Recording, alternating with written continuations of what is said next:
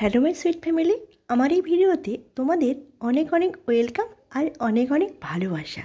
বন্ধুরা, এটা ছিল শ্রাবণের লাস্ট মঙ্গলবার, আর আমি আমার শাশুড়ি মা আর আমার মেয়ে মিলে গেছিলাম নৈহাটির বড় মাকে দর্শন করতে প্লাস পূজা দিতে, যেহেতু আমার যাওয়া হয়নি এত কাছে থেকেও।